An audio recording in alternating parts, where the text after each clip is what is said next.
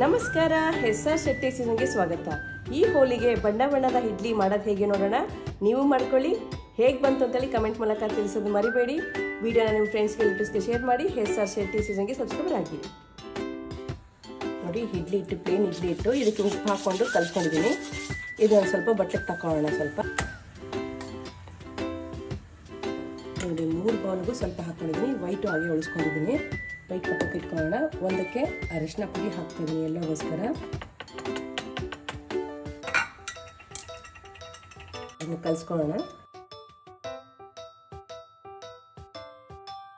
Yellow colour batter ಈಗ ಸಿದ್ಧವಾಯಿತು. ಇನ್ನೊಂದಕ್ಕೆ ನಾವು ಈ ಪಾಲಕ್ ಪೇಸ್ಟ್ ಮಾಡ್ಕೊಂಡಿದ್ದೆ, ಪಾಲಕ್ ಪೇಸ್ಟ್ ಹಾಕೊಳ್ಳೋಣ. ಇದನ್ನು ಕಲಿಸ್ಕೊಳ್ಳೋಣ. ಇದು ಗ್ರೀನ್ ಇಡ್ಲಿ ಆಗುತ್ತೆ.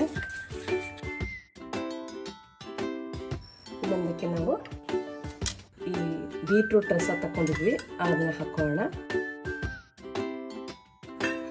ಇದನ್ನ ಕಲಿಸ್ಕೊಳ್ಳೋಣ. ಈಗ ಇಡ್ಲಿ ಪ್ಲೇಟ್ಗೆ ಹಾಕೊಳ್ಳೋಣ ಒಂದೊಂದು ಬ್ಯಾಟರ್ನ. ನೋಡಿ, ಇಡ್ಲಿ ಪ್ಲೇಟ್ಗೆ ಸ್ವಲ್ಪ ಗ್ರೀಸ್ ಮಾಡ್ಕೊಂಡಿದ್ದೀವಿ. ಅದಕ್ಕೆ ಫಸ್ಟಿಗೆ ಗ್ರೀನ್ ಹಾಕ್ಕೊಂಡೆ, ರೆಡ್ ಕಲರ್, ಬೀಟ್ರೂಟ್ನ ತುರಿದ್ಬಿಟ್ಟು ರಸ ತಗೊಂಡಿರುವಂತಹದ್ದು, ಅರಿಶಿನ ಕಲಸಿರುವಂತಹದ್ದು. ಈಗ ಈ ಪ್ಲೇನ್ ವೈಟ್ ಇತ್ತಲ್ವ, ಇದು ಒಂದು ಸ್ವಲ್ಪ ಹಾಕ್ಕೊಳ್ತಾ ಇದ್ದೀನಿ ನೋಡಿ. ನಂತರ ಇದಕ್ಕೆ ಬೇರೆ ಥರ ಹಾಕೊಳ್ಳೋಣ. ಸೇಮ್ ಅದೇ ಥರನೂ ಹಾಕ್ಕೋಬೋದು.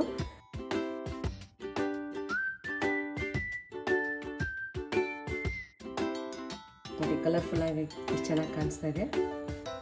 ಈ ಹೋಳಿಗೆ ಕಲರ್ಫುಲ್ ಆದಂತಹ ಇಡ್ಲಿ ನೀವು ಮಾಡ್ಕೊಳ್ಳಿ. ಮಕ್ಕಳು ತುಂಬ ಚೆನ್ನಾಗಿ ಇಷ್ಟಪಟ್ಟು ತಿಂತಾರೆ. ನೋಡೋಕ್ಕೆ ಸುಂದರವಾಗಿರುತ್ತೆ ಕಣ್ಣಿಗೆ.